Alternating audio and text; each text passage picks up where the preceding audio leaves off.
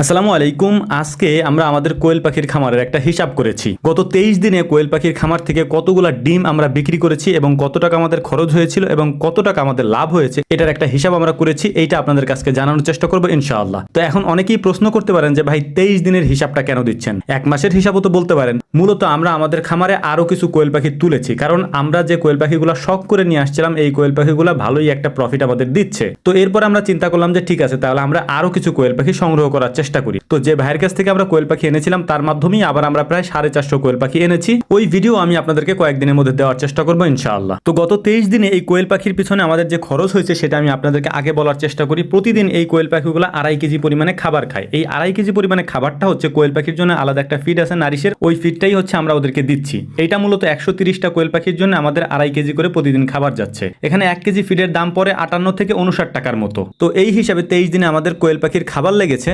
3100 থেকে 3300 টাকার মতো। খাবারের বস্তার দাম যেহেতু আপ ডাউন করে সেহেতু একেবারে নির্দিষ্ট করে বলা যাচ্ছে না। তো এটা তো গেলে খরচের ব্যাপার। এবার আসা যাক কতগুলা ডিম আমরা গত 23 দিনে সংগ্রহ করেছি বা আমরা আমাদের কোয়েল পাখি থেকে পেয়েছি। গত 23 দিনে আমাদের এই 130টা কোয়েল পাখি থেকে টোটালি আমরা ডিম পেয়েছি হচ্ছে 2024 পিস। তবে এখানে একটা জিনিস আপনাদেরকে বলে রাখি, সেটা হচ্ছে যে 2024 পিস কোয়েল পাখির ডিম 23 দিনে কিন্তু হয় নাই। এখানে আরো আগে থেকে আমরা সংগ্রহ করতেছি, কয়েকদিন আগে থেকে আর কি। ওইটার হিসাবটা আমাদের জানা ছিল না, যে জন্য আপনাদেরকে আমি জানাতে পারছি না। তবে এভারেজে আমাদের যে 130 পিস কোয়েল পাখি আছে এগুলো প্রায় 100 পিসের মতো ডিম আমাদেরকে প্রতিদিন দিচ্ছে। তো এখন মেইন যে ব্যাপারটা সেটা হচ্ছে যে টোটাল খরচ হইলো কত। টোটাল খরচ হয়েছিল প্রায় 3500 থেকে 3600 টাকার মতো এবং আমরা ডিম বিক্রি করছি টোটাল হচ্ছে 6734 টাকার ডিম। আমি আগেই বলছি যে আমাদের খামারের কোয়েল পাখির ডিমগুলো নির্দিষ্ট কোনো দামে বিক্রি হয় নাই, অর্থাৎ এক এক জায়গায় এক এক রকম দামে বিক্রি হয়েছে। যেখানে যেরকম দাম সেখানে সেরকম আমরা বিক্রি করেছি। এই জন্য নির্দিষ্ট পরিমাণে একটা ডিমের দাম কত এইভাবে আমি হিসাব বলতে পারছি না। খরচের টাকার মধ্যে আমরা 200-300 টাকার ওষুধের দামে ধরে নিয়েছি, যেহেতু আমাদের ওষুধ খুব অল্প লেগেছিল। এই কারণে 200-300 টাকা হিসাবে আমরা কোয়েল পাখির জন্য যে ওষুধ এনেছিলাম ওইটা আমরা ধরে দিয়েছি ওইটার মধ্যে।